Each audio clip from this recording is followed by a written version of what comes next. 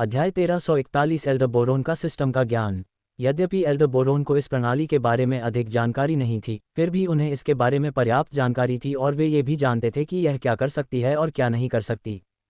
इसलिए वह अजाक्स की ओर देखने लगा और अजाक्स के उत्तर की प्रतीक्षा करने लगा कि उसने 5 राक्षस सम्राटों और व्यक्तिगत राक्षस प्रेरितों के बारे में ये सब बातें कहाँ से सीखीं। मुझे इन सब बातों के बारे में अपने दासों से पता चला। चेहरे पर हल्की मुस्कान के साथ अजाक्स ने एल्डरबोरोन को उत्तर दिया। दास, किस दास को राक्षस लोगों और राक्षस सम्राटों के बारे में इतना ज्ञान है? एल्डरबोरोन ने अपनी भौहें उठाईं और अजाक्स से दासों के बारे में पूछा। कुछ स्वर्ण राक्षस राजा मुझे मारने आए थे, लेकिन मैंने उन्हें हरा दिया और उन्हें अपना गुलाम बना लिया। अजाक्स ने कुछ भी नहीं छिपाया और उसने वह सब कुछ बता दिया जो उस दिन हुआ था जब प्रांतों के बीच की बाधाएं कुछ क्षण के लिए गायब हो गई थीं। क्या तुमने स्वर्ण राक्षस राजाओं को अपना गुलाम बना लिया? जब एल्डरबोरोन और 3 युवा साधकों ने अजाक्स का उत्तर सुना तो वे चौंक गए। तो आप ज़ोरोचेस्टर प्रांत में उनकी सीलबंद खेती के कारण उन्हें हराने में सक्षम हैं।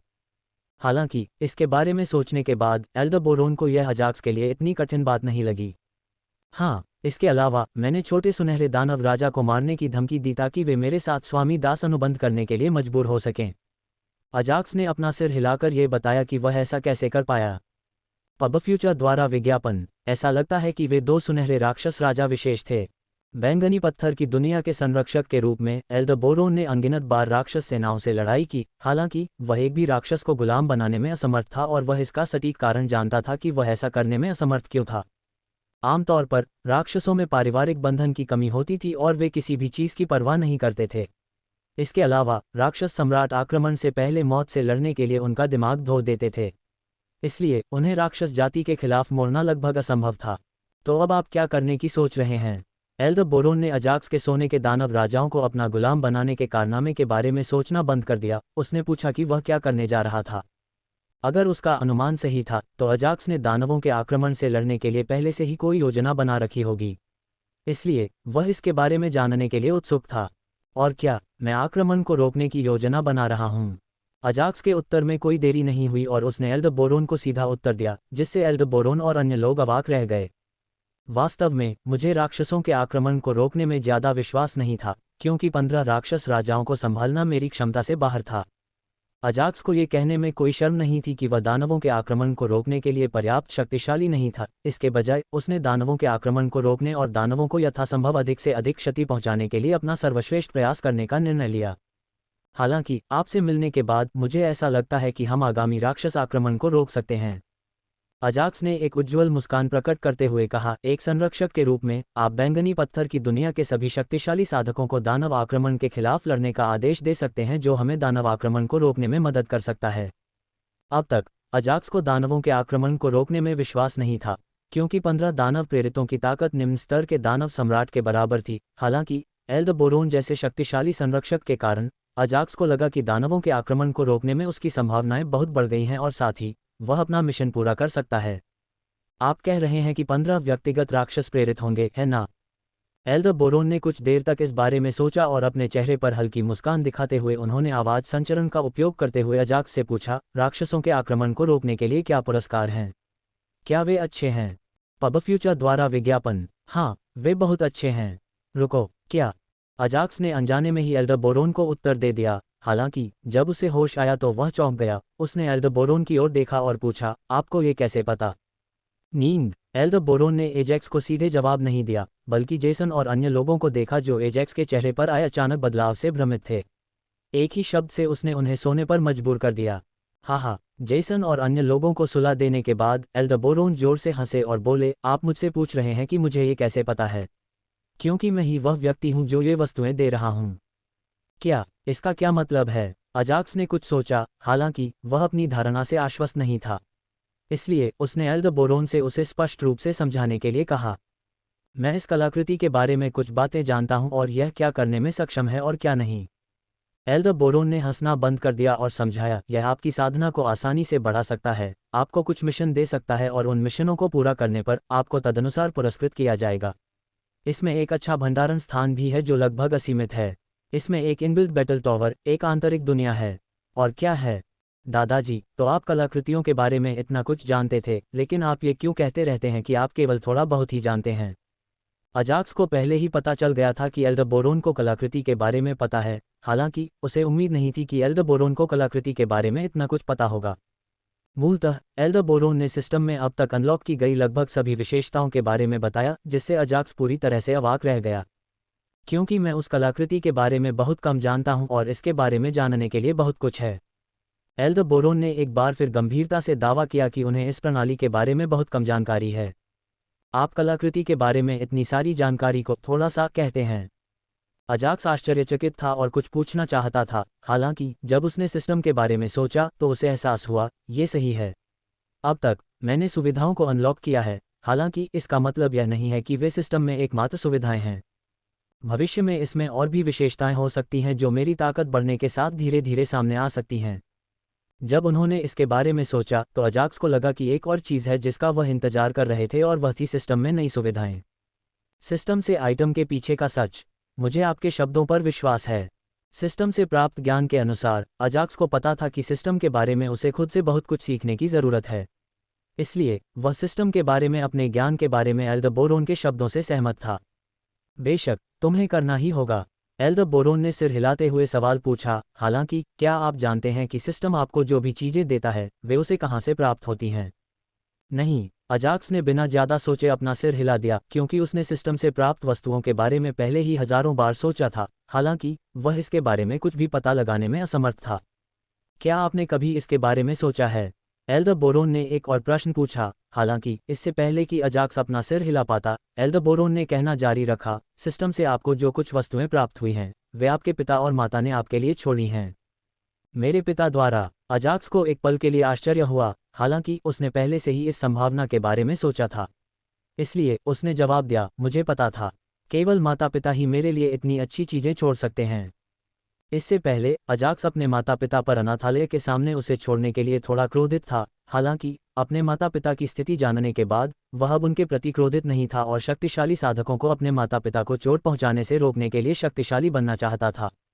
Ads by PubFuture. अब अपने माता पिता द्वारा उसके लिए छोड़ी गई वस्तुओं के बारे में जानने के बाद उसे बहुत अच्छा महसूस हुआ और वह जल्द से जल्द उनसे मिलना चाहता था। अहम। हालांकि एल्डरबोरोन ने अजाक्स का ध्यान आकर्षित करने के लिए एक आवाज़ निकाली और वह इसमें सफल रहे। बड़े बोरोन, क्या आपको कुछ और कहना है?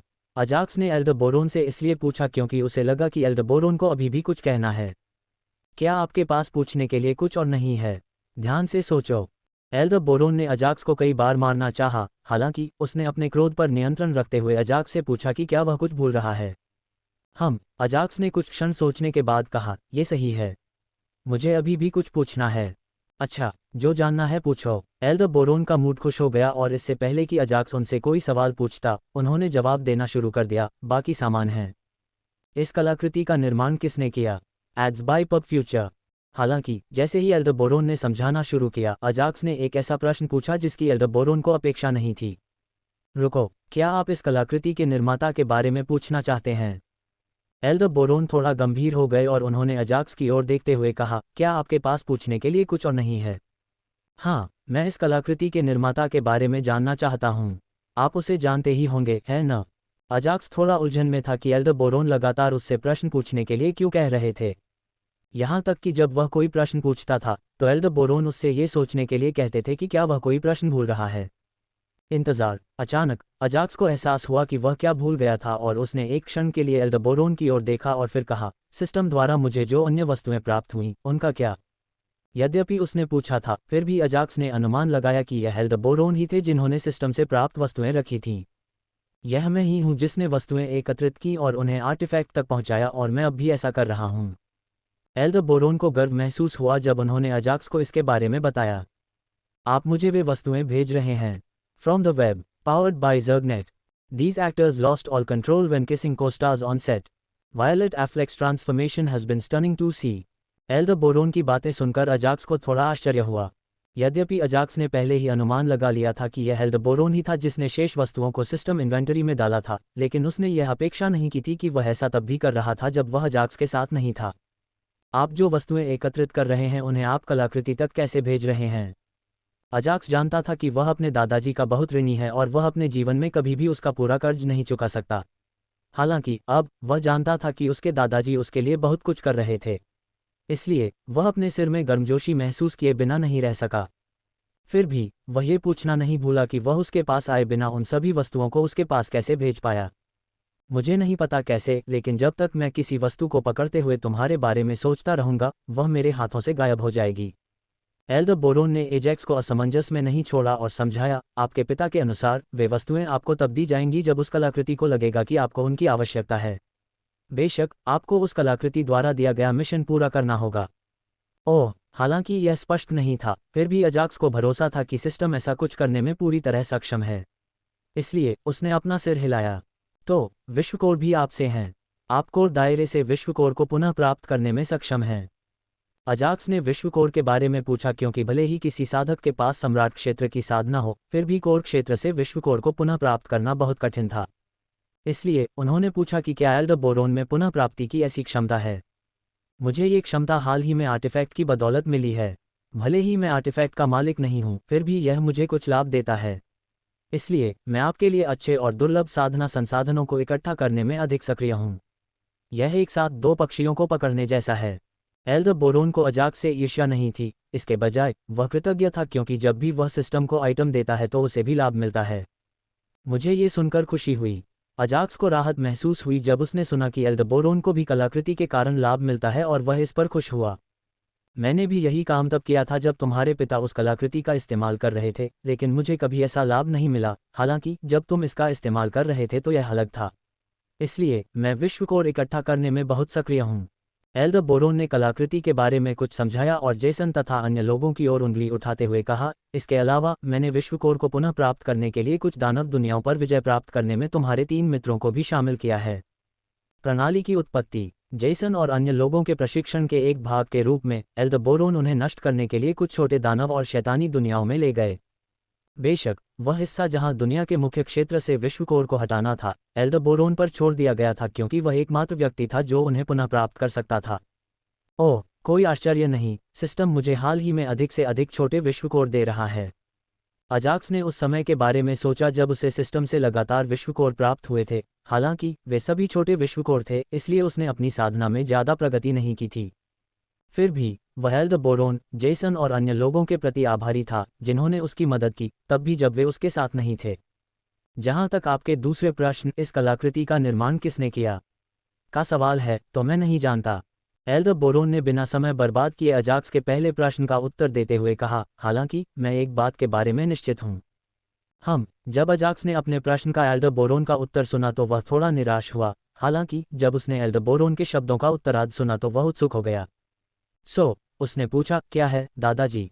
शुरू में वह कलाकृति बहुत अच्छी नहीं थी, हालांकि आपके पिता ने उसमें कुछ ऐसा किया जिससे वह पूरी तरह से अलग कलाकृति में बदल गई। एल्डर बोरोन ने उस समय को याद किया जब उन्होंने अजाक्स के पिता वॉ को अपना शिष्य बनाया था और उसके बाद की कुछ घटनाओं को याद करते हुए उन्होंने अजाक्स को समझाया, मुझे नहीं पता कि उन्होंने क्या किया या कैसे किया, मैं केवल इतना कह सकता हूं कि आपके पिता ने इस नई कलाकृति को बनाने में एक अच्छी भूमिका निभाई है। मेरे पिता ने ये प्रणाली बनाई। अजाक्स एक क्षण के लिए चौंक गया क्योंकि उसे अपने पिता के बारे में जानने की अत्यधिक जिज्ञासा हो रही थी। पब फ्यूचर द्वारा विज्ञापन। वह पिछले कुछ समय से इस सिस्टम का इस्तेमाल कर रहा था और उसे पता था कि यह कितना स्वर्ग विरोधी है। इसलिए उसे यह विश्वास करना थोड़ा मुश्किल लगा कि कोई इंसान स्वर्ग विरोधी कलाकृति बना सकता है। इसके अलावा एल्डर बोरोन के शब्दों से यह पता चलता है कि जब अजाक्स ने कलाकृति में परिवर्तन करके उसे एक नई कलाकृति अर्थात प्रणाली में परिवर्तित किया था, तब उसे पूरा विश्वास था कि उसके पिता अभी भी राजा क्षेत्र से नीचे के साधक थे। वैसे राक्षस आक्रमण को रोकने के लिए इनाम क्या है?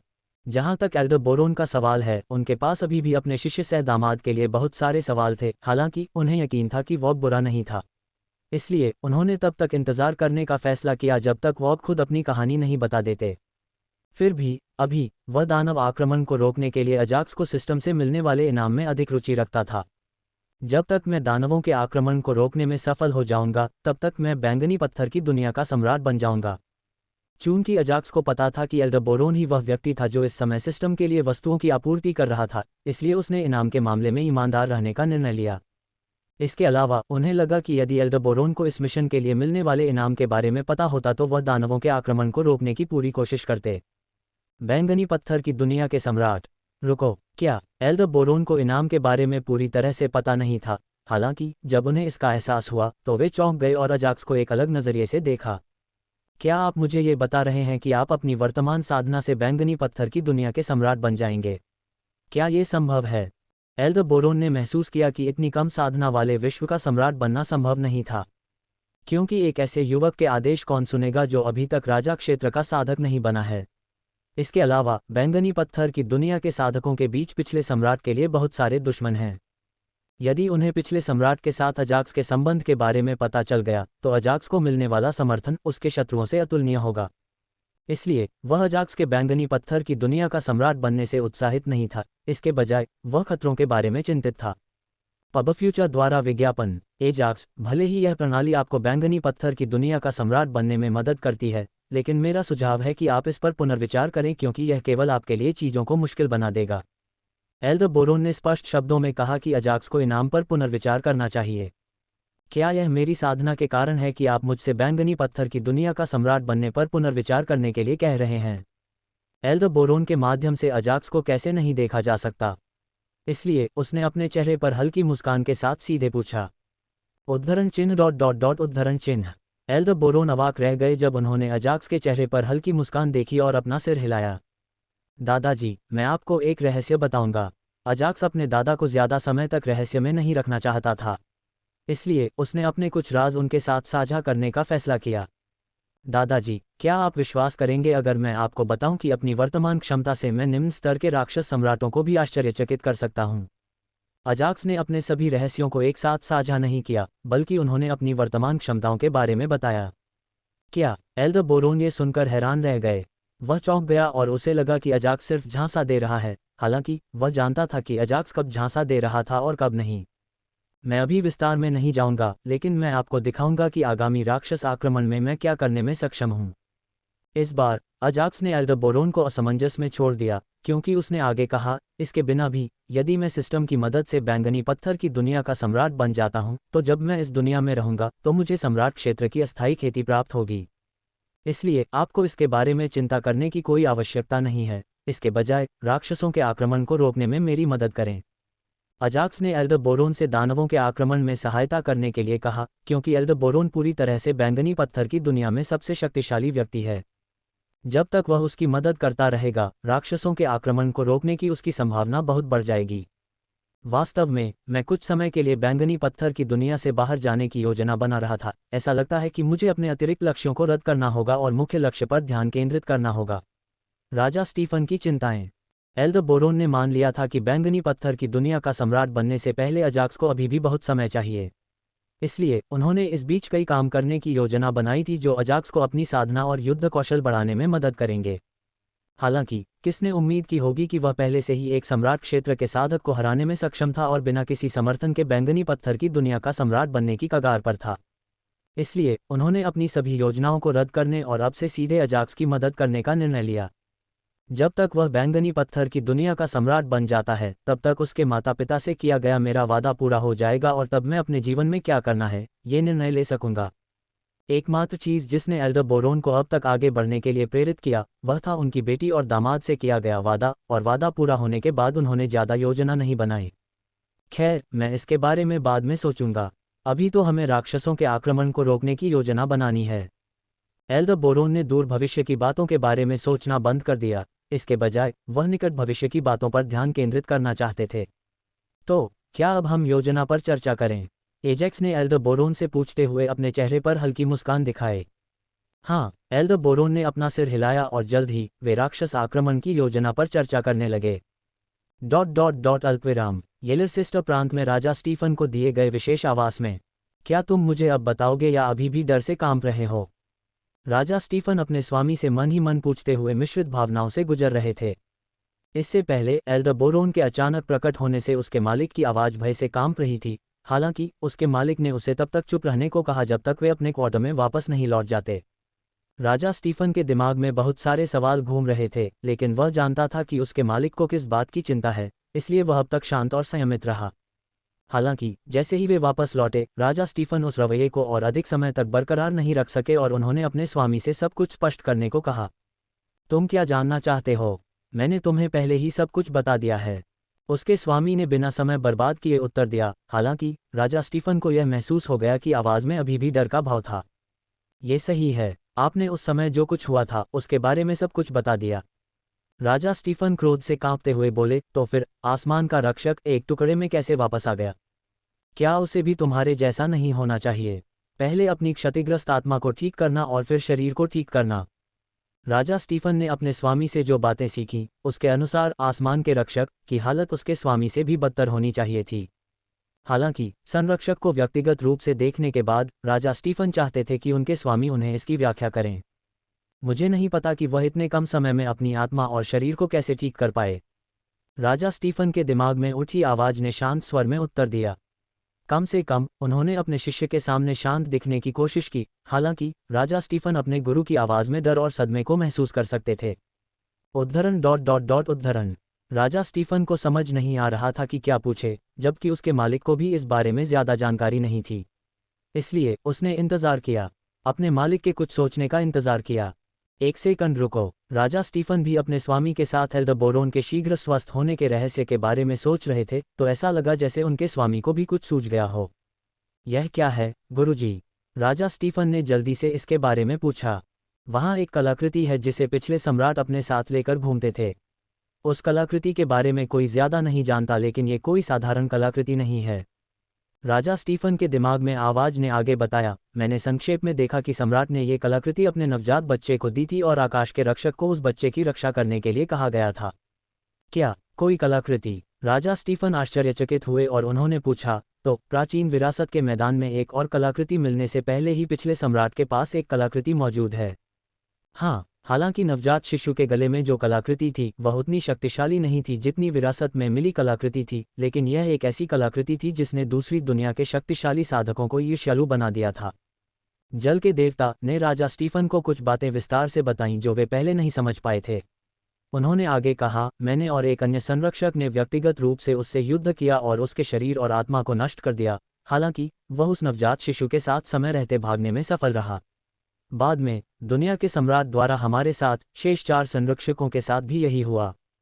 उसकी आवाज में क्रोध और ईर्ष्या थी, हालांकि उसे अभी भी उस बात का पछतावा नहीं था जो उसने उस दिन अन्य अभिभावकों के साथ की थी।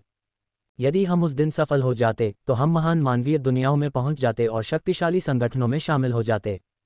एकमात्र बात जिसका उसे अफसोस था वह ये थी कि उसने यह उम्मीद नहीं की थी कि सम्राट की पत्नी भी एक सम्राट क्षेत्र साधक थी जो वॉक स्पिरिटाई से अधिक शक्तिशाली थी। मुझे उस कलाकृति और सम्राट के बेटे के बारे में और बताओ। राजा स्टीफन को उस कलाकृति और सम्राट के बेटे के बारे में जानने की जिज्ञासा हुई, इसलिए उन्होंने अपने गुरु से इसके बारे में और अधिक जानकारी मांगी।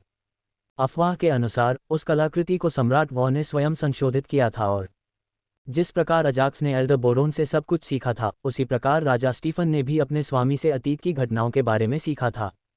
हालांकि वह अजाक्स जितना भाग्यशाली नहीं था, जिसे एल्डरबोरोन के सम्राट वॉ के साथ संबंधों के कारण विस्तृत जानकारी मिल गई थी। क्या सम्राट वॉग इतने प्रतिभाशाली थे? सम्राट वॉ की उपलब्धियों के बारे में जानने के बाद राजा स्टीफन को आश्चर्य हुआ और वह जल्द ही किसी बात को लेकर चिंतित होने लगे। अगर उस संरक्षक ने अपनी आत्मा और शरीर को पुनः प्राप्त कर लिया है, तो सम्राट वॉ के बेटे के बारे में क्या? क्या उसके पास सम्राट वॉ जैसी ही प्रतिभाएं होंगी? वह कहाँ है? उसकी साधना क्या है? जैसे ही उसने अपने मालिक से पूछा, उसके दिमाग में नए सवाल उठने लगे। अंतिम दौर। यदि पिछले सम्राट का बच्चा जीवित होता तो राजा स्टीफन का बैंगनी पत्थर की दुनिया का सम्राट बनने का लक्ष्य बर्बाद हो जाता। न केवल उस बच्चे के माता पिता सम्राट क्षेत्र के साधक हैं, बल्कि उसे कुछ रहस्यमयी कलाकृतियों की भी मदद मिली है। क्या वह बच्चा मेरे लिए बाधा बनेगा? राजा स्टीफन को पहले से ही अंदाजा था कि वह बच्चा उसके लिए बाधा बनेगा, तथापि वह उस बच्चे के बारे में अपने स्वामी के विचार सुनना चाहता था। आपको उस बच्चे के बारे में चिंता करने की आवश्यकता नहीं है, क्योंकि जब मैं आकाश के रक्षक से लड़ रहा था तो उस बच्चे का मानसिक सागर नष्ट हो गया था। हालांकि ऐसा प्रतीत नहीं होता कि राजा स्टीफन के गुरु सम्राट वॉ के बेटे के बारे में ज्यादा चिंतित थे, क्योंकि उन्होंने आगे कहा, भले ही उसे अपने माता पिता की साधना प्रतिभा प्राप्त हो, लेकिन अपने जीवन में वह अधिकतम साधना क्षेत्र जिसे वह प्राप्त कर सकता है वह शीर्ष स्तर 10 कुलीन जनरल होगा। इस संसार में साधना को 2 भागों में विभाजित किया जा सकता है, एक राजलोक में पहुंचने से पहले की साधना, जबकि दूसरी राजलोक में पहुंचने के बाद की साधना। राजलोक में पहुंचने से पहले साधक को अपनी आत्मिक चेतना पर पुनर्तः ध्यान केंद्रित करना होगा, तथापि राजलोक में पहुंचने के लिए उन्हें अपने मानसिक सागर को खोलना होगा जहां साधक की आत्मा संग्रहित हो सकती है। अतः टूटे हुए मानसिक सागर के साथ किसी साधक के लिए राजा क्षेत्र साधक बनना असंभव होगा, क्योंकि उसके पास अपनी साधक आत्मा को संग्रहित करने के लिए कोई स्थान नहीं होगा। क्या तुमने उस बच्चे के मानसिक सागर को क्षतिग्रस्त कर दिया? राजा स्टीफन आश्चर्यचकित थे, क्योंकि उनके चेहरे पर अविश्वसनीय भाव था। यद्यपि यह बहुत सरल लगता है, किंतु एक साधक के मानसिक सागर को नष्ट करना या क्षति पहुंचाना बहुत कठिन है, जब तक कि आपके पास प्रबल आत्मिक आक्रमण न हो। वास्तव में ये जानबूझकर नहीं किया गया था, क्योंकि यह तब हुआ जब मैं प्रोटेक्टर ऑफ द स्काई से लड़ने में व्यस्त था। जल के देवता को बालक के मानसिक सागर को चोट पहुंचाने में कोई गर्व नहीं था, हालांकि साथ ही उन्हें इसका कोई अफसोस भी नहीं था, क्योंकि सम्राट वॉ द्वारा उसके शरीर को नष्ट किए जाने से पहले उसके किसी करीबी को चोट पहुंचाने में उन्हें कुछ आनंद मिलता था। ओह, क्या यह ऐसा है? राजा स्टीफन बहुत खुश थे, क्योंकि उन्होंने पहले ही एक ऐसे रास्ते पर चलना शुरू कर दिया था जो ज़्यादातर साधकों को पसंद नहीं था। इसलिए उन्हें उस बच्चे के बारे में बिल्कुल भी दुख नहीं हुआ। वैसे मुझे कुछ देर के लिए एक और अभिभावक का एहसास हुआ। क्या तुम उससे मिलना चाहोगे? जब वे सम्राट वॉर और अतीत की घटनाओं के बारे में बात कर रहे थे, तो जल के देवता ने राजा स्टीफन को कुछ अप्रत्याशित बात बताई। सचमुच? कौन है ये? राजा स्टीफन को अपने स्वामी द्वारा किया गया वादा याद आया, जिसमें उन्होंने कहा था कि वे आकाश के रक्षक को छोड़कर अन्य संरक्षकों से उनकी विशिष्ट तकनीक और युद्ध शैली सीखने में उनकी मदद करेंगे। दुष्वप्नों के कुलपति, जिन्हें हत्यारे संप्रदाय के पूर्वज के रूप में भी जाना जाता है। स्टीफन के गुरु ने बिना समय बर्बाद किए समस्या समझाते हुए कहा, हालांकि मैंने अंतिम दौर में पदोन्नत प्रतिभागियों में से एक से क्षण भर के लिए ही उसकी उपस्थिति का एहसास किया था। क्या? एक बार फिर राजा स्टीफन चिंतित हो गए, क्योंकि यदि अन्य संरक्षकों के पास अपने निजी शिष्य होंगे, तो वे अन्य संरक्षकों के शिष्यों को अपनी विशेष तकनीकें सिखाने के लिए इतनी आसानी से तैयार नहीं होंगे। ऐसी बातों की चिंता करना छोड़ो, ऐसे मामले मुझ पर छोड़ दो, जो तुम्हारे अजेय स्वामी हैं। जल के देवता ने अपनी क्षमताओं का बखान किया और राजा स्टीफन से कहा कि वे इसके बारे में ज़्यादा चिंता न करें। ठीक है गुरुजी, लेकिन आप ये कैसे पता लगाएंगे कि वह संरक्षक, दुष्वप्नों का पितामह, किसके शरीर में रह रहा है? राजा स्टीफन को पता था कि वह अपने स्वामी पर भरोसा कर सकता है, भले ही उसका स्वामी वास्तव में अजेय न हो। इसलिए उसने पूछा कि वह कैसे पता लगाएगा कि दुष्वप्न के कुलपति की मेज़बानी कौन कर रहा है। इसे ढूंढना बहुत आसान है। वैसे भी अभी के लिए बस आराम करो, क्योंकि प्रतियोगिता का अंतिम दौर अब किसी भी समय शुरू हो जाएगा। ठीक है, राजा स्टीफन ने अपना सिर हिलाया, क्योंकि वह अपने भविष्य के बारे में सोचते हुए अंतिम चरण की ओर देख रहे थे। साथ ही वह अपनी बेटी के बारे में भी नहीं भूले और यह भी नहीं भूले कि उसे अपने भविष्य के लिए कैसे उपयोग करना है। चूंकि एल्डरबोरोन उसकी रक्षा कर रहा था, इसलिए राजा स्टीफन अपनी बेटी से बात करने में असमर्थ था, क्योंकि वह बात नहीं करना चाहती थी। इसलिए वह अभी केवल अपने दांत पीसकर अपनी बेटी से बात करने का कोई तरीका सोच सकता था। ... समय बीतता रहा और देखते ही देखते कुछ घंटे और बीत गए। प्रतियोगिता के अंतिम दौर के बारे में घोषणा की गई। स्वूश! जल्द ही कोलोसियम साधकों से भर गया और वे बिना ज़्यादा समय बर्बाद किए अपने स्थानों पर बस गए। क्या आप लोग प्रतियोगिता के अंतिम दौर के लिए तैयार हैं?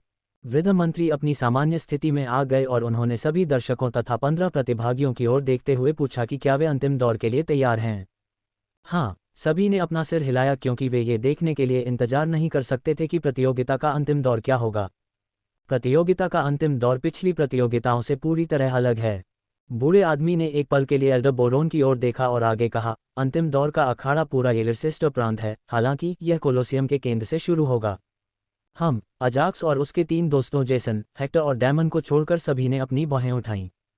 हमारे संरक्षक, आसमान के रक्षक और 3 रक्षकों द्वारा प्राप्त खुफिया जानकारी के अनुसार राक्षस जाति 1 घंटे में येलिसेस्टर प्रांत पर आक्रमण करेगी। इसलिए ये 15 प्रतिभागी राक्षस आक्रमण को रोकने और येलिसेस्टर प्रांत की रक्षा करने के लिए जिम्मेदार होंगे। बूढ़े मंत्री ने राक्षसों के आक्रमण के बारे में सबको बताने से पहले थोड़ा संकोच किया। क्या राक्षसों का आक्रमण? 15 युवा साधक राक्षसों के आक्रमण को रोकने के लिए जिम्मेदार हैं। क्या यह उनके लिए बहुत ज़्यादा नहीं है? अरे, तुम इसके बारे में इतना क्यों चिंता कर रहे हो? मत भूलो कि बैंगनी पत्थर की दुनिया के 70% सबसे शक्तिशाली साधक यहीं इकट्ठे हुए हैं। यह इस समय दुनिया की सबसे सुरक्षित जगह है। दर्शकों में अपनी अपनी कानाफूसी और चर्चाएं होने लगीं जब उन्होंने एल्डरबोरोन को देखा, जिन्होंने अपने चेहरे से मुखौटा हटा दिया था। 1 घंटे पहले सभी लोग कोलोसियम में एकत्र हुए।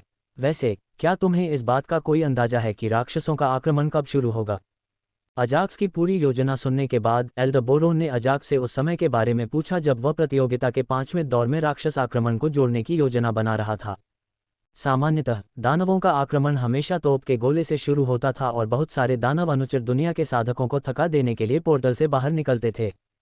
मुझे सही समय तो नहीं मालूम, फिर भी मैं एक बात के बारे में निश्चित हूँ। अजाक्स ने जवाब देने से पहले एक पल के लिए इसके बारे में सोचा। उनकी योजना प्रतियोगिता के दौरान येलरसिस्टर प्रांत पर आक्रमण करने की है क्योंकि अधिकांश शक्तिशाली साधक यहाँ एकत्र हुए हैं। जब तक वे सभी को मार देते हैं, बैंगनी पत्थर की दुनिया व्यावहारिक रूप से उनकी हो जाएगी।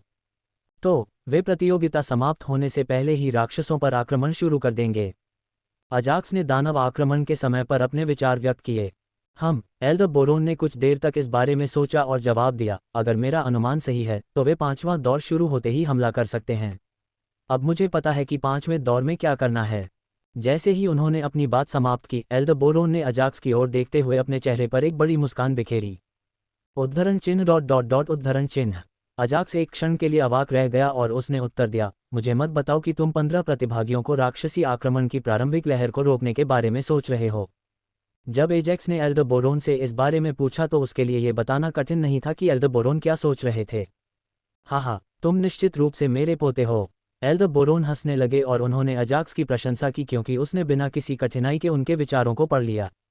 जहां तक अजाक्स का प्रश्न है, वह एल्डरबोरोन के पागलपन भरे विचारों पर केवल अपना सिर हिला सकता था। तथापि उसने महसूस किया कि शीर्ष 15 युवा साधकों को राक्षस आक्रमण के विरुद्ध धकेलना बुरा नहीं था, क्योंकि जब साधक को वास्तविक खतरे का सामना करना पड़ता है तभी उसकी असली क्षमता सामने आती है। इसके बारे में ज्यादा चिंता मत करो। जिस समय दानव राजा पोर्टल से बाहर आएंगे, बैंगनी पत्थर की दुनिया के राजा क्षेत्र साधक तुम लोगों की मदद करेंगे। एल्डरबोरोन ने अजाक्स को आश्वासन दिया कि वह इस बारे में ज्यादा चिंता न करे। मुझे पता है। अजाक्स ने अपने चेहरे पर हल्की मुस्कान बिखेरी और एल्डरबोरोन की ओर सिर हिलाया। भले ही बैंगनी पत्थर की दुनिया से कोई भी उसकी मदद न करे, लेकिन अजाक्स के पास दानव सेना के खिलाफ अच्छी लड़ाई किए बिना पीछे हटने की कोई योजना नहीं थी। उसके पास एक शीर्ष मध्य स्तर का राजा क्षेत्र आत्मा जानवर और 10 शीर्ष निम्न स्तर का राजा क्षेत्र आत्मा जानवर है। इसके अलावा उसके पास 20 से अधिक कुलीन सामान्य क्षेत्र तत्व आत्माएं और कुछ कलाकृतियां थीं जो राजा क्षेत्र के साधकों की भी देखभाल कर सकती थीं। एल्डरबोरोन और अन्य साधकों की सहायता के बावजूद मुझे इस बार अपने सभी तुरुप के पत्ते इस्तेमाल करने पड़ सकते हैं। अजाक्स ने शुरू से ही बहुत सारे तुरुप के पत्ते जमा कर रखे थे ताकि ऐसे समय में उनका इस्तेमाल कर सके, और इस बार वह उनका इस्तेमाल करने में संकोच नहीं करेगा क्योंकि अपने अतीत के बारे में जानने के बाद उसका मुख्य लक्ष्य बदल गया था। पहले उसका मुख्य लक्ष्य सिल्वर अनाथालय और वोलर शहर के मासूम बच्चों की हत्या के लिए हत्यारे संप्रदाय से बदला लेना था। हालांकि ये गौण हो गया और उसका प्राथमिक लक्ष्य दानव आक्रमण को रोककर बैंगनी पत्थर की दुनिया का रक्षक बनना था। मैं न केवल बैंगनी पत्थर की दुनिया से हत्यारे संप्रदाय को पूरी तरह से मिटा सकता हूं, बल्कि मैं अपने माता पिता को भी ढूंढ सकता हूं जो इस दुनिया में कहीं अपने शवों को ढूंढ रहे हैं। हालांकि अजाक्स को यह निश्चित नहीं था कि उसके माता पिता अपने शरीर इसी दुनिया में प्राप्त कर रहे हैं या किसी दूसरी दुनिया में, लेकिन दुनिया का रक्षक बनने के बाद उसे यह पता चल ही गया। भले ही सामान्य बौने विश्व और सामान्य एल्वेन विश्व मेरे पास हैं, लेकिन वे अभी व्यावहारिक रूप से बेकार हैं। अजाक्स हमेशा इस राक्षस आक्रमण के लिए हर चीज़ का उपयोग करने के बारे में सोचता था क्योंकि यह उसके लिए बहुत महत्वपूर्ण था। वर्तमान में उसके पास 2 सामान्य दुनियाएं हैं। हालांकि लड़ाई के मामले में दोनों ही बेकार हैं क्योंकि एक बौनी दुनिया है जिसमें कोई युद्ध कौशल नहीं है। सामान्य 11 दुनियाओं के लिए उसके पास 1000 शीर्ष कुलीन सामान्य क्षेत्र कल्पित बौने थे, इसलिए वे मूल रूप से वर्तमान स्थिति के लिए बहुत उपयोगी नहीं थे। काश वे सभी राजा क्षेत्र के साधक होते तो यह अधिक अच्छा होता। अजाक्स जानता था कि वे कुछ समय में राजा क्षेत्र के साधकों तक पहुंच जाएंगे, हालांकि वह चाहता था कि यह जल्दी हो। तुम इतनी गंभीरता से क्या सोच रहे हो, बच्चे? बातचीत के बीच में अजाक्स को ध्यान भटकता देख एल्डरबोरोन ने अजाक्स से इसके बारे में पूछा। ये कुछ भी नहीं है।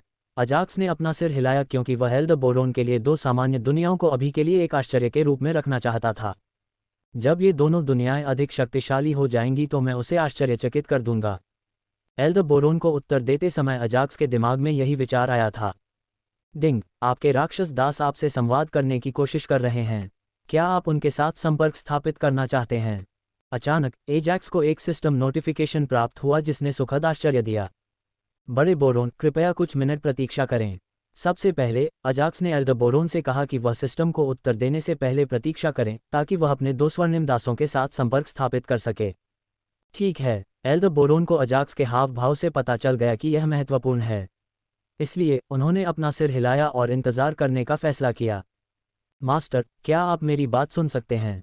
जल्द ही अजाक्स ने अपने सिर में एक विकृत आवाज़ सुनी और उसने पहचान लिया कि वह आवाज़ सुनहरे राक्षस राजाओं के बीच बड़े भाई की थी।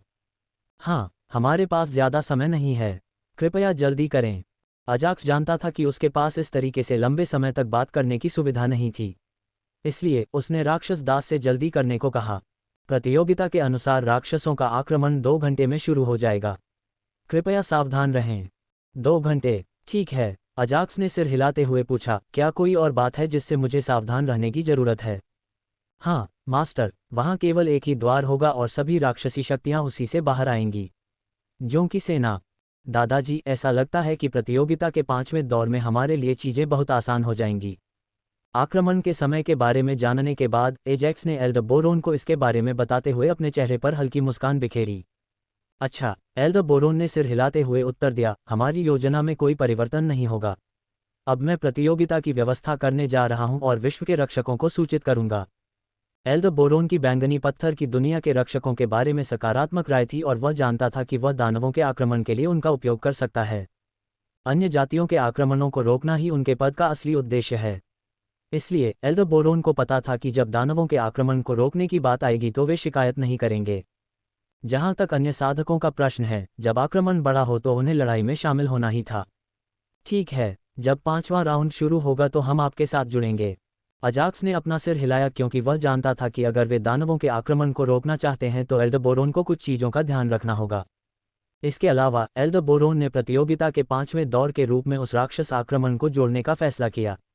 इसलिए जाहिर है उसे बहुत सी चीज़ों का ध्यान रखना था। विशेष क्वार्टरों में से एक में एड्स बाय पब फ्यूचर। कैन, क्या तुम अपनी पूरी ताकत वापस पा चुके हो? हत्यारे संप्रदाय के नेता ओलिवर ने अपने बेटे से उसके स्वस्थ होने के बारे में पूछा। इससे पहले सभी को लगा कि कैंग गुप्त क्षेत्र में मर गया है, हालांकि चौथे दौर में उसे जीवित और स्वस्थ देखकर वे आश्चर्यचकित हो गए। इससे भी अधिक, उन्होंने दोनों मुकाबले चौथे राउंड में अपनी मूल शक्ति के आधे से भी कम शक्ति के साथ जीते। पूर्वजों के आशीर्वाद से मैं पूरी तरह ठीक हो सका। कैन अब पीला और कमजोर नहीं लग रहा था, इसके बजाय वह बहुत अधिक ऊर्जा से भर गया था और उसने चेहरे पर हल्की मुस्कान के साथ अपने पिता को उत्तर दिया। अच्छा, क्या मैं पूर्वज से थोड़ी देर बात कर सकता हूँ? ओलिवर खुश था कि उसके बेटे ने अपनी पूरी ताकत वापस पा ली है और उसने पूछा कि क्या वह हत्यारे संप्रदाय के पूर्वज से बात कर सकता है। ठीक है। अचानक कैन की आंखें काली हो गईं और घने काले धुएं ने उसके शरीर को घेर लिया और वह भयानक स्वर में बोला, मुझे भी आपसे कुछ बात करनी है। पूर्वज। जैसे ही ओलिवर ने अपने बेटे की गहरी काली आंखें देखीं, वह शांत और स्थिर नहीं रहा। इसके बजाय वह कांपने लगा और थोड़ा हिलने लगा तथा विनम्रतापूर्वक अपना सम्मान दिखाने के लिए झुका। क्या तुमने सामान तैयार कर लिया? पूर्वज, जिन्होंने हाल ही में कैन का पदभार संभाला था, ने ओलिवर से कुछ सामान के बारे में पूछा। Ads by Pubfuture. सब कुछ तैयार है पूर्वज। जैसे ही प्रतियोगिता समाप्त होगी आप।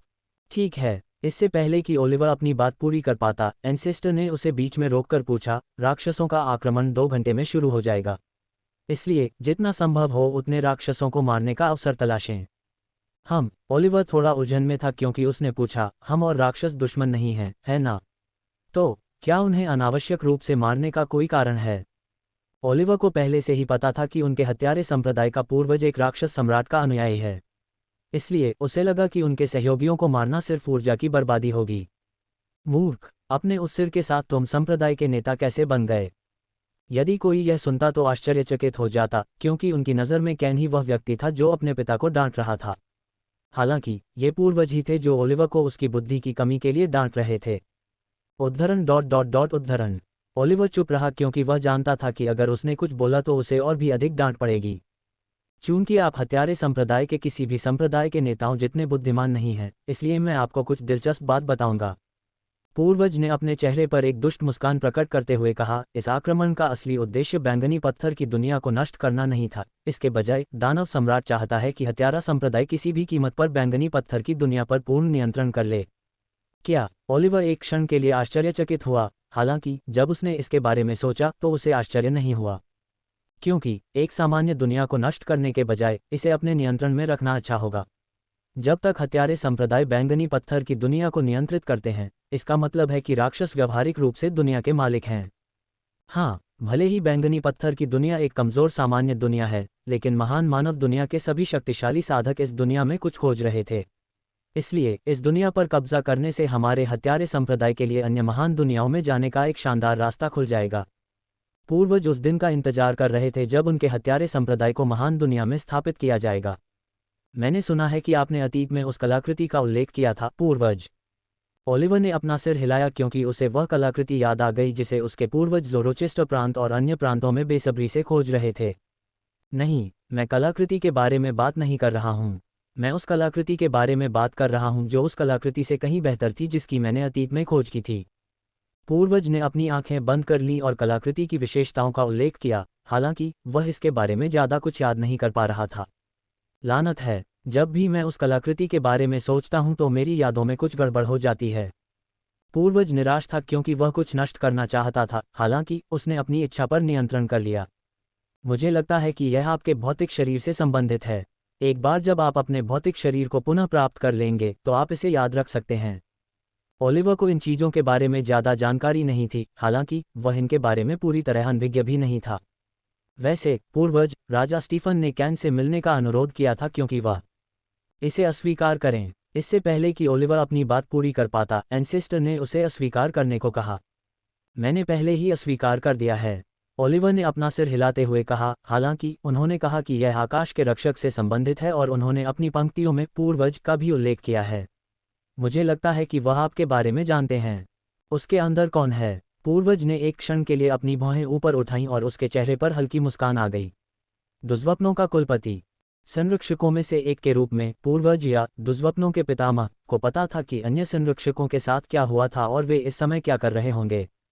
इसलिए जब उसने ओलिवर के शब्द सुने तो वह अनुमान लगा सका कि संरक्षकों में से एक की आत्मा राजा स्टीफन के अंदर आराम कर रही थी, क्योंकि राजा स्टीफन के लिए उसके बारे में जानने का यही एकमात्र तरीका था। जल का देवता जो वर्तमान में कैन के शरीर में अपनी ताकत पुनः प्राप्त कर रहा था। उसे अंदर बुलाओ। पूर्वज ने एक क्षण के लिए सोचा कि राजा स्टीफन के अंदर कौन सा संरक्षक है। उसके बाद उसने ओलिवर से राजा स्टीफन को आमंत्रित करने के लिए कहा। शीघ्र ही राजा स्टीफन वहां आ गए क्योंकि पूर्वज ने उनके चारों ओर एक अवरोध बना दिया था। दुष्स्वप्न, बिना समय बर्बाद किए उन्होंने राजा स्टीफन पर अपने एक विशेष कौशल का प्रयोग किया। क्या? राजा स्टीफन अपने सामने खड़े युवक से अचानक काली ऊर्जा के आने से हैरान रह गए। जल देवता की बाधा। जैसे ही राजा स्टीफन कैन के अंदर मौजूद पूर्वज के अचानक हमले से हैरान हुए, उनकी आंखों का रंग गहरा नीला हो गया और साथ ही उनकी आवाज़ भी सामान्य से पूरी तरह बदल गई। हालांकि राजा स्टीफन के चारों ओर एक हल्के नीले रंग की बाधा ने उनकी ओर बढ़ती काली ऊर्जा को रोक दिया। आप अभी भी पहले की तरह सतर्क हैं, पूर्वज, या क्या मुझे दुष्स्वप्नों का पितामह कहना चाहिए? कैन की तरह ही राजा स्टीफन के शरीर को भी उसके स्वामी ने अपने कब्जे में ले लिया, क्योंकि उसने चेहरे पर हल्की मुस्कान के साथ पूर्वज को उत्तर दिया था। तो ये एक जल का स्वामी है। ऐसा लगता है कि आपके पुनर्प्राप्ति कौशल में कमी है। राजा स्टीफन के शरीर के अंदर कौन निवास कर रहा था, ये पता लगाने के लिए पूर्वज ने अपने कौशल का प्रयोग किया और राजा स्टीफन के चारों ओर हल्के नीले रंग का अवरोध देखने के बाद वह इसमें सफल भी हो गया। संरक्षकों में जल के देवता के पास सबसे कम युद्ध कौशल है। हालांकि जब पुनर्प्राप्ति कौशल या तकनीकों की बात आती है तो उन्हें पहले स्थान पर रखा जाएगा। हालांकि जब पूर्वज ने जल के भगवान को अपने कौशल का उपयोग करते देखा तो वह उस संरक्षक की रिकवरी दर का मोटे तौर पर अनुमान लगाने में सक्षम था। इसलिए वह इस पर उपहास के साथ टिप्पणी करने से खुद को रोक नहीं सका। हाँ, बस किस्मत मेरे पक्ष में नहीं है, क्योंकि मेरी आत्मा को ज़ोरोचेस्टर प्रांत भेज दिया गया। जल के देवता को पूर्वज की बातें सुनकर जरा भी शर्मिंदगी महसूस नहीं हुई, क्योंकि उनके इतनी धीमी गति से ठीक होने का अपना कारण था। जब समय आएगा तो आपको पता चल जाएगा कि मेरी रिकवरी की दर इतनी धीमी क्यों है। उसी समय वह चुपचाप अपने मन में सोचने लगा, इसके जैसा लगता है। पूर्वज ने राजा स्टीफन के शरीर को देखा और अपना सिर हिलाया, क्योंकि यह वास्तव में जल के देवता का भाग्य था कि उसे ज़ोरोचेस्टर प्रांत में फेंक दिया गया। हालांकि वह ये भी जानता था कि इसके अन्य कारण भी थे, लेकिन किसे परवाह है, मेरी भी अपनी योजनाएं हैं। इस संसार में जब साधकों के लक्ष्य और स्वप्न एक जैसे हों, जैसे विश्व का सम्राट बनना, तो उनके बीच विश्वास स्थापित करना बहुत कठिन होगा। इसके अलावा ये भी एक कारण था कि उनका तथाकथित उत्तम घात असफल रहा। इसके अलावा जल के देवता की तुलना में दुष्स्वप्नों के कुलपति का राक्षसों के साथ संबंध था और वह आगामी राक्षस आक्रमण के बारे में भी जानता था। वैसे भी हमारे पास बात करने के लिए बहुत कुछ है ना? पूर्वज और स्टीफन के गुरु दोनों ने अतीत, वर्तमान और भविष्य के बारे में बातचीत शुरू करने से पहले एक ही समय में एक ही शब्द कहे। बेशक उन्होंने चैट में एक दूसरे से जानकारी और ट्रम्प कार्ड छिपाए। वर्तमान समय कोलोसियम में क्या प्रतिभागियों को राक्षस आक्रमण के प्रारंभिक दौर को रोकना होगा। सभी दर्शक राक्षस के आक्रमण के बारे में जानकर हैरान रह गए, हालांकि एल्डोबोरोन के कारण वे इसके बारे में ज़्यादा चिंतित नहीं थे। सभी लोग चुप रहे। दर्शकों की फुसफुसाहट सुनकर एल्डोबोरोन अपनी कुर्सी से उठ खड़े हुए और विशाल मंच के सामने चले गए। इन 15 प्रतिभागियों की रैंकिंग इस बात पर निर्भर करती है कि वे कितने राक्षसों को मारते हैं और वे राक्षसों के खिलाफ कितनी देर तक लड़ते हैं। इसके अलावा प्रतियोगिता शुरू होने से पहले मुझे आपको कुछ बताना है। अचानक एल्डोबोरोन गंभीर हो गए और यही बात वहां मौजूद दर्शकों पर भी लागू होती है, क्योंकि वे समझ गए थे कि एल्डोबोरोन निश्चित रूप से उन्हें कुछ महत्वपूर्ण बात बताने वाले हैं। मुझे मिली जानकारी के अनुसार ये सबसे बड़ा राक्षस आक्रमण होगा। इसलिए राक्षस सेनाओं के कुछ दौर के बाद सभी को राक्षस आक्रमण को रोकने में भाग लेना चाहिए। यदि हम राक्षस आक्रमण को रोकने में विफल रहे तो आप जानते हैं कि क्या होगा, है ना? प्रारंभ में एल्डोबोरोन ने दानवों के आक्रमण को रोकने के लिए उन्हें लुभाने के लिए पुरस्कारों का उपयोग करना चाहा, हालांकि उन्होंने महसूस किया कि दानवों के आक्रमण को रोकने में विफल रहने के परिणामों की याद दिलाना अधिक प्रभावी होगा। आप अपनी सभी मौलिक आत्माओं, अनुबंधित आत्मिक जानवरों, किसी भी कलाकृति या आपके पास मौजूद किसी भी तुरुप के पत्ते का उपयोग कर सकते हैं। बेशक जो लोग जानबूझकर या अनजाने में साथी प्रतिभागियों को नुकसान पहुंचाते हैं, उन्हें बिना किसी हिचकिचाहट के सीधे मेरे द्वारा मार दिया जाएगा। एल्डोबोरोन ने प्रतिभागियों को राउंड के अंतिम नियमों के बारे में बताया और अपनी आवाज बढ़ाते हुए कहा, 5वां राउंड अब शुरू होता है। वाह, ऐसा लग रहा है कि यह इतिहास की सबसे दिलचस्प प्रतियोगिता होगी। बेशक ये पहली बार होगा क्योंकि प्रतियोगिता के रूप में जीवित दानव आक्रमण का प्रयोग किया जा रहा है। मुझे आश्चर्य है कि प्रतियोगिता कौन जीतेगा। और कौन? यह अजाक्स होगा, क्योंकि मैंने सुना है कि उसके पास एक राजा क्षेत्र आत्मा जानवर है। लेकिन मुझे नहीं लगता कि अन्य प्रतिभागियों के माता पिता उसे ऐसे ही जीतने देंगे। वे अपने अनुबंधित आत्मिक जानवर और तात्विक आत्माएं दे देंगे। आप गलत हैं। भले ही संरक्षक ने कहा कि वे किसी भी ट्रम्प कार्ड का उपयोग कर सकते हैं, लेकिन वे अनुबंधित आत्मा जानवरों और दूसरों से संबंधित मौलिक आत्माओं का उपयोग नहीं कर सकते हैं। ऐसा क्यों? ये प्रतियोगिता का मूल नियम है। इसलिए वे अपने माता पिता की मौलिक आत्माओं या अनुबंधित आत्मिक जानवरों का उपयोग नहीं कर सकते। लेकिन वे आत्मिक जानवरों के साथ अनुबंध कर सकते हैं, क्योंकि मौलिक आत्मा की तुलना में ये बहुत आसान होगा। क्या दर्शक प्रतिभागियों द्वारा इस्तेमाल किए जाने वाले ट्रम्प कार्डों का बेसब्री से इंतजार कर रहे थे? पहली बार। समय बीतता रहा और 1 घंटा देखते ही देखते बीत गया। स्वूश! जल्द ही कोलोसियम के केंद्र में एक छोटा सा पोर्टल खुल गया और उसका आकार तेजी से बढ़ गया। चलो मानव जाति को नष्ट कर दें। बैंगनी पत्थर की दुनिया पर विजय प्राप्त करें। जो हमारे रास्ते में आए उन्हें मार डालो। ... जल्द ही राक्षसों की लहरें पोर्टल से बाहर निकलने लगीं और वे उन 15 प्रतिभागियों की ओर झपटे जो पोर्टल के करीब खड़े थे। सभी प्रतिभागी तैयार हो जाएं। एल्डोबोरोन ने प्रतिभागियों पर चिल्लाते हुए उन्हें लड़ाई के लिए तैयार रहने के लिए सचेत किया। मैं अधिक से अधिक राक्षसों को मारूंगा और अच्छी रैंकिंग प्राप्त करूंगा। मैं शीर्ष 3 में आने का लक्ष्य रखूंगा। लगता है आज मेरा भाग्यशाली दिन है। Ads by Pubfuture. जब प्रतिभागियों ने पोर्टल देखा तो वे पहले से ही तैयार थे और अपने लक्ष्यों के बारे में सोचते हुए उन्होंने एल्डोबोरोन की ओर सिर हिलाया।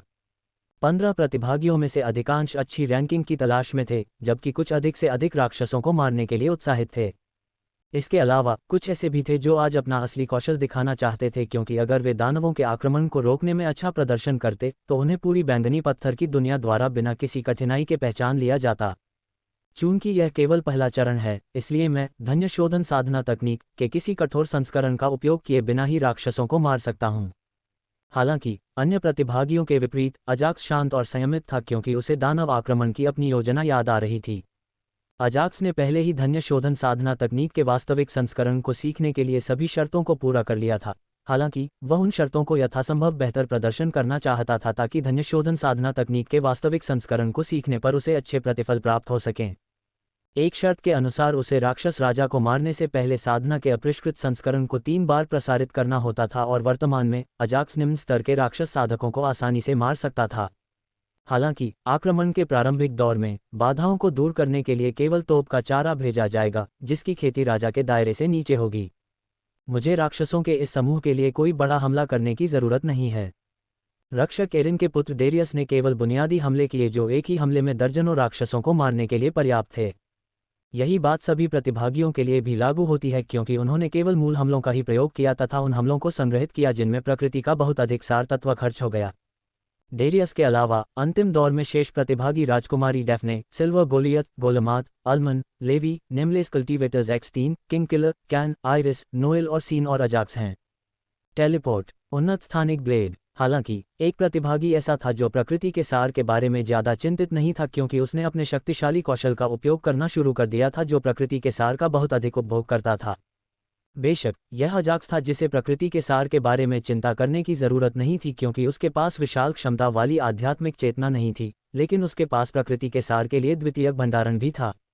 कच एड्स बाय पब फ्यूचर। पुची डिंग, मेजबान ने 1000 राक्षसों को मार डाला जिनकी ताकत राजा के दायरे से नीचे थी और प्रकृति के सार की 1000 इकाइयां प्राप्त की।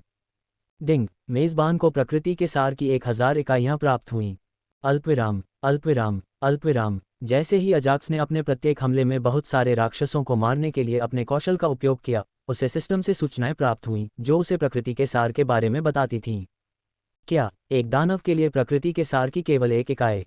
हालांकि राजा के दायरे से नीचे के हर राक्षस के लिए उसे प्रकृति के सार की सिर्फ एक इकाई ही मिलती थी, जिससे वह थोड़ा निराश हो जाता था क्योंकि अपने हालिया शिकार में उसे एक जानवर या राक्षस को मारने के लिए प्रकृति के सार की हजारों इकाइयां मिलती थीं।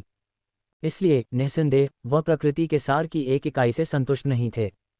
चलो कुछ समय तक इसे सहन करते हैं और तब तक प्रतीक्षा करते हैं जब तक कि राजा क्षेत्र के राक्षस पोर्टल से बाहर नहीं आ जाते। फिर भी अजाक्स को आश्वासन दिया गया कि वर्तमान राक्षस आक्रमण में राक्षसों की कमी नहीं होगी क्योंकि बड़ी मछलियां अभी पोर्टल से बाहर आना बाकी हैं।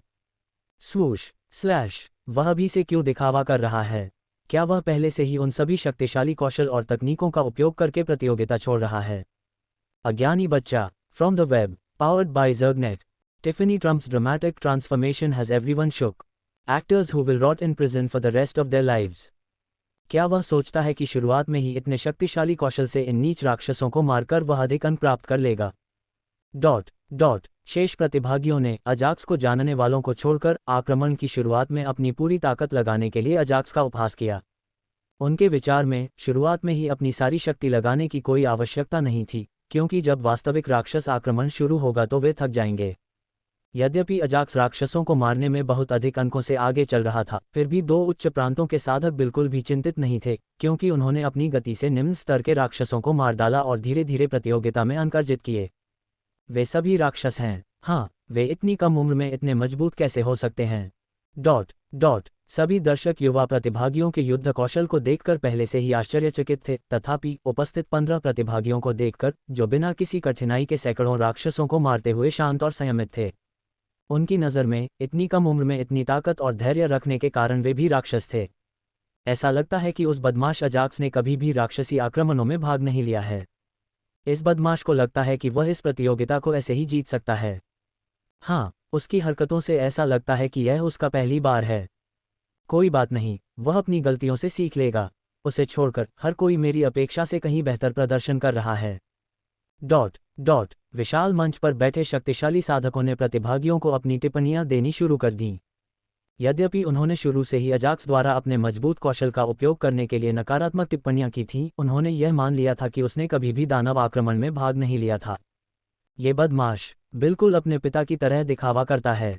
एल्डर बोरोन ने दूसरों की ओर देखते हुए अजाक्स की ओर सिर हिलाया और पूछा, क्या कोई यह अनुमान लगाने में रुचि रखता है कि प्रथम स्थान कौन लेगा? बैंगनी पत्थर की दुनिया के आसपास के सामान्य दानव दुनिया में से एक में कैसा चल रहा है? एक राक्षस प्रेरित ने राक्षस राजा से युद्ध की रिपोर्ट के बारे में पूछा। येलरसिस्टर प्रांत में पोर्टल खुले हुए 1 घंटा हो चुका है। हालांकि राक्षसों ने अब तक केवल तोप का चारा भेजा था, लेकिन दानव प्रेरित बैंगनी पत्थर की दुनिया पर उनकी विजय के बारे में हर घंटे अपडेट जानना चाहता था। जैसा कि अपेक्षित था, बैंगनी पत्थर की दुनिया का संरक्षक प्रतियोगिता के 5वें दौर के लिए हमारा उपयोग कर रहा है और केवल 15 प्रतिभागी ही हमारी राक्षस सेना के खिलाफ लड़ रहे थे। राक्षस राजाओं में से एक ने शांतिपूर्वक राक्षस प्रेरित को उत्तर दिया, जैसे कि सब कुछ योजना के अनुसार चल रहा हो। हालांकि हमारी ओर से हताहतों की संख्या हमारे आरंभिक अनुमान से 3 गुनी है। एक अन्य राक्षस राजा ने अपने पक्ष में हुई क्षति की रिपोर्ट देने में थोड़ी हिचकिचाहट दिखाई। ऐसा लगता है कि प्रतिभागी हमारी सोच से कहीं ज्यादा शक्तिशाली हैं। हमें उन्हें मार देना चाहिए इससे पहले कि वे और बढ़ जाएं। राक्षस प्रेरित ने अपना सिर हिलाया और अपने विचार बताए कि उन्हें क्या करना है। राक्षस, जो मनुष्यों को अपना शाश्वत शत्रु मानते हैं, नहीं चाहते कि मनुष्य शक्तिशाली बने, और यदि वे प्रतिभाशाली युवा मनुष्यों को परिपक्व होने से पहले ही मार सकते तो वे ऐसा खुशी खुशी करते।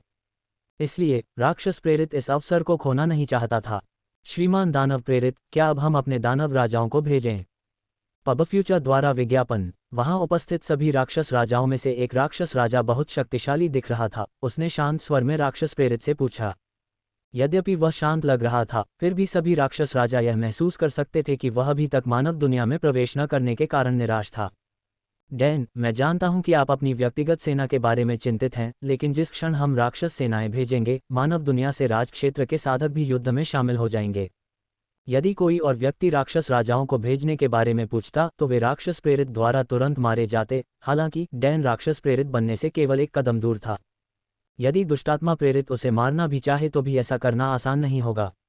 ऐसा ही होगा। हमारा अंतिम लक्ष्य बैंगनी पत्थर की दुनिया पर विजय प्राप्त करना है, और इसके लिए हमें देर सबेर उनसे लड़ना ही होगा। डैन में धैर्य की कमी थी और वह केवल वही करना चाहता था जो वह करना चाहता था। सिर्फ इसलिए कि तुम एक शैतान प्रेरित बनने वाले हो, इसका मतलब यह नहीं है कि तुम्हें मेरा विरोध करने का अधिकार है। दानव प्रेरित डैन से असंतुष्ट था और वह डैन को सबक सिखाने के लिए अपनी सीट से खड़ा हो गया। बूम! जैसे ही वह खड़ा हुआ, दूरी पर एक छोटा पत्थर फटा, जिससे सब लोग उस ओर देखने लगे। श्रीमान दानव प्रेरित, अन्य दानव प्रेरितों ने दानव राजाओं को द्वार में भेजने का संकेत दिया है। शीघ्र ही एक राक्षस राजा राक्षस प्रेरित की ओर दौड़ा और उसे विस्फोट के पीछे का कारण बताया। अच्छा, डॉन ने अपने आदिम राक्षस चेहरे पर एक उत्साहित मुस्कान प्रकट की और राक्षस प्रेरित को देखा, जैसे कि वह कह रहा हो, तुम किसका इंतजार कर रहे हो? आदेश दो। पब फ्यूचर द्वारा विज्ञापन। ऐसा लगता है कि तुम राक्षस प्रेरित बनने से पहले ही बहुत घमंडी हो। देखते हैं कि तुम राक्षस प्रेरित बनने के इस मिशन में जीवित बच पाते हो या नहीं। दानव प्रेरित ने अपने क्रोध पर नियंत्रण करते हुए डैन का उपहास किया और अन्य दानव राजाओं की ओर देखते हुए कहा, सभी लोग जाओ और आनंद मनाओ। क्या तुम्हें सचमुच लगता है कि मैं इस मिशन में मर जाऊंगा? तुम्हारे सपनों में। डैन दानव प्रेरित के शब्दों से खतरे को महसूस कर सकता था। हालांकि वह इससे डर नहीं रहा था, क्योंकि वह 100 से अधिक वर्षों के लिए दानव प्रेरित बनने की योजना बना रहा था। तो जब वह आखिरकार अपने लक्ष्य तक पहुंचने ही वाला था, तो उसने इसमें गड़बड़ी क्यों की? उसके हाथ में तुरुप के पत्ते थे जो मुश्किल परिस्थितियों में उसकी जान बचा सकते थे। सब लोग चलें, चलो पिछले संसार की तरह ही एक और मानवीय संसार पर विजय प्राप्त करें।